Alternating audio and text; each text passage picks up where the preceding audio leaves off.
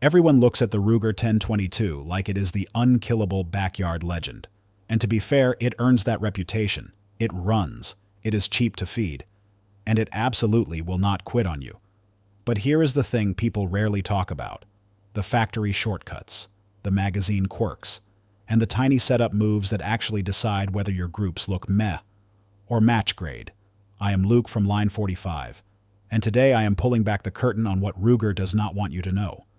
We are showing the small mods that actually matter, and proving this rifle is way more capable than they let on.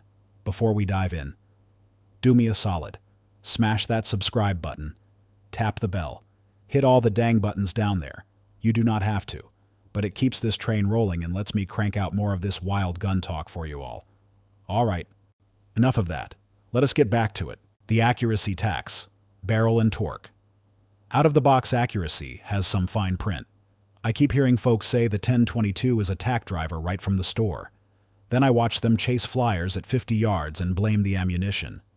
The truth is, the factory setup leans hard toward reliability, and a couple of design choices can nudge your groups wider than they need to be.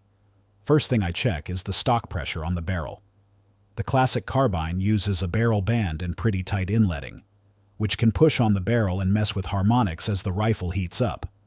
The target models skip the band for a reason. Do the paper test. Slide a strip between the barrel and stock from the tip back toward the receiver. If it snags, you have got contact, free-floating the barrel with an aftermarket stock like the Magpul X22, or a Hogue overmolded, or even lightly relieving high spots on a synthetic stock usually pays off fast. Second, the takedown screw torque matters more than people think. The action beds into the stock on one single screw. If that torque is all over the place, your point of impact will wander. I set it with an inch-pound driver around the high teens, then recheck after a few range trips. Consistency is the win here. Same thing with the V-block that clamps the barrel into the receiver. Make sure both screws are even and snug, not gorilla tight. Last, lock in your reassembly routine. Seat the receiver the same way every time. Verify the barrel is centered in the channel, and then torque it down. Do those three basics, and the Mag carbine turns into a legit rimfire trainer. The magazine, the heart of the beast. The rotary mag is king, but it is not magic. I picked up more feeding lessons from magazines than from manuals. Ruger's rotary BX10 is brilliantly simple, and when maintained, it feeds like a dream. Most failures trace to three culprits: grit in the rotary chamber or feed lips, spring fatigue, or a damaged follower. I take suspect mags apart, clean the internals, inspect followers for chips or cracks, and test spring tension. Replace worn followers or weak springs immediately. Small parts failing cause big feeding headaches. Do not over-lubricate the rotor, because oil attracts grit, and Ruger replacement parts are easy to source if you need to swap pieces out. Ammo geometry will humble you. Cheap bulk 22 long rifle often has inconsistent case lengths and rim thickness. That make the rotary index poorly on the last rounds. And hypervelocity or ultra-light match loads can change timing enough to hiccup. I test 3 loads per mag, and note which brands leave the least lint and index clean. Avoid mixing bullet profiles and brands in the same mag, because inconsistent stacking is a real problem. The BX25 high-capacity mags are fantastic for drills, but they change the feeding angle and increase spring strain. Some 1022s eat 25s with no drama. Others do not. Treat mags like precision parts, not junk. Rotate your magazines in service. Clean them after heavy use. And bench test new or repaired mags, both loaded and empty. Before you shoot, store magazines unloaded to prolong spring life. That flyer you blame on the barrel is often a tired or dirty mag. Keep mags healthy. And the 1022 behaves like the plinking legend it is. No cap, bring a spare mag, and swap mags every 100 rounds to catch issues early. Trigger discipline and hardware. The trigger is fine, which is exactly why it holds you back. I grew up thinking the 1022 factory trigger was acceptable, until I ran one against a threaded barrel and a match load. Factory triggers on modern 1022s tend to sit in the 4.5 to 6 pound range and feel a little gritty, which makes slow, precise shots harder than they should be. Ruger's BX trigger drops pull to roughly 2.5 to 3 pounds and gives a much cleaner break, which is why a lot of shooters swap it in as a first upgrade. If you want to shave weight and get a crisp, repeatable reset, you have 3 practical paths. 1. Drop in Ruger's BX trigger for a cost-effective, safe improvement, and consistent factory tolerances. 2.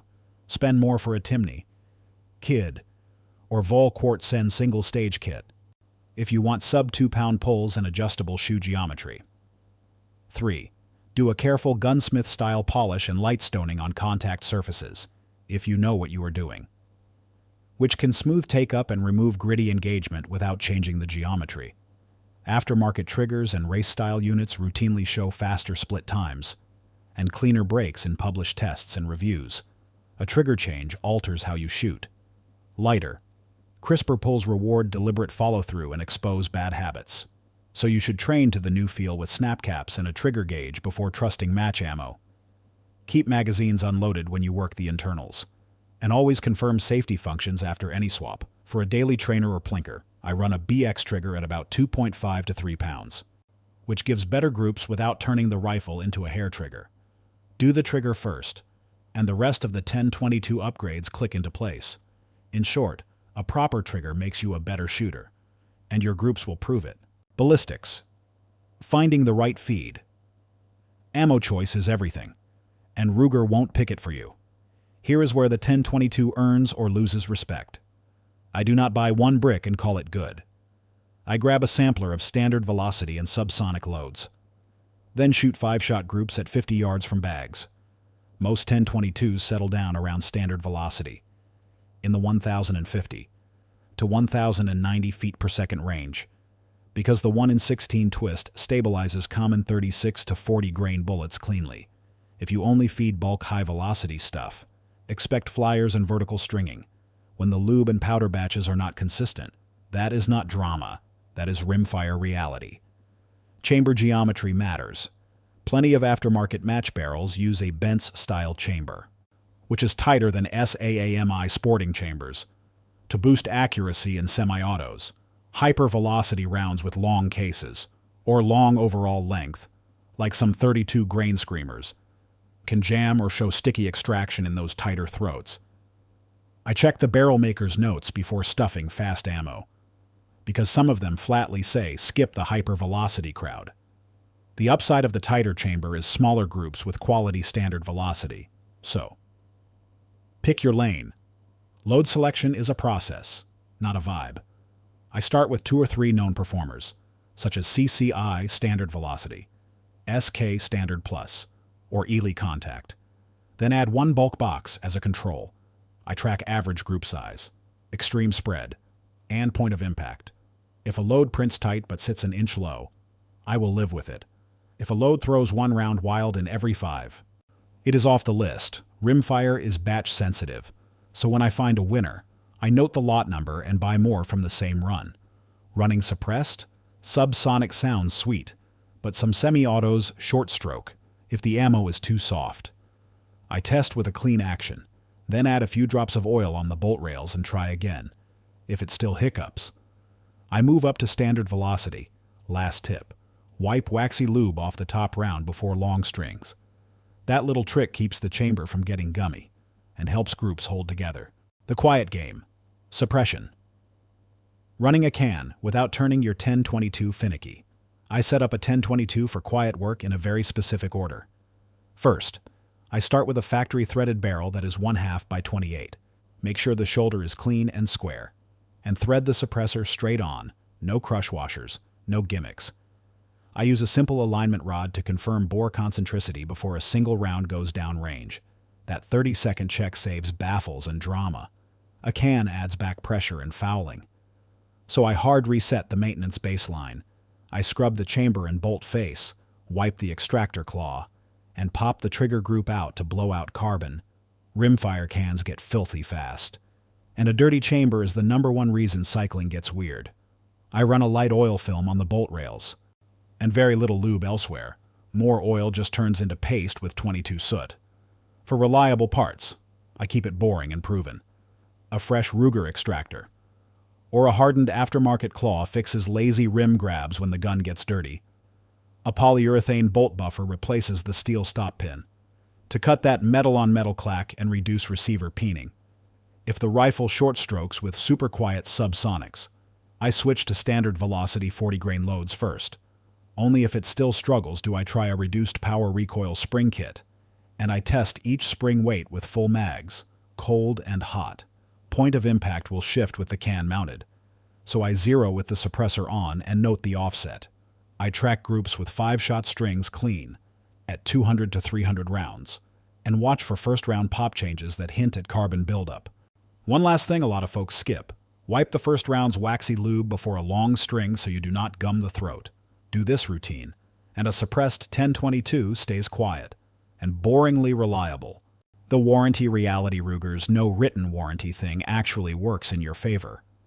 Ruger legally chose not to give a written warranty because of how the Magnuson-Moss Act defines and regulates full and limited warranties, and they explain that plainly in their manuals and customer service pages. That sounds scary, until you see how it works in practice. Ruger maintains a long-standing customer service operation that handles repairs, replacements, and product safety notices through an established return authorization process and factory service center. From what I have tracked across manuals and owner reports, Ruger will issue an RMA, send prepaid shipping labels in many cases, and either repair or replace defective items, rather than force owners into endless legal wrangling. Real-world user experiences back that up more often than not. Across forums and user threads, owners report getting barrels, bolts, or entire rifles fixed or replaced with minimal hassle when defects show up. Even on older guns and transfers, provided they follow Ruger's service instructions and return the gun properly packaged with the RA number. That historical goodwill is why plenty of resale value sticks to Ruger rifles. Buyers know the factory will usually make things right. That does not mean every case is zero drama, but it does mean the company prioritizes post-sale service over a formal warranty card. If you need service, do this. Register the gun. Read the manual warranty blurb so you understand how Ruger phrases it. Call customer service for a return authorization number. Photograph defects, and ship per their instructions. Be polite on the phone and keep tracking info. The vast majority of owners who do these basic steps walk away satisfied. In short, Ruger's refusal to issue a formal written warranty is a legal choice, not a customer service abdication. And for most owners, that ends up being a net win. That is the rundown on the 1022. It is a beast of a platform if you treat it right. If you learned something today, or if I missed your favorite upgrade, sound off in the comments below. I want to hear what you are running. Like, subscribe, comment, stay safe out there, and keep your powder dry.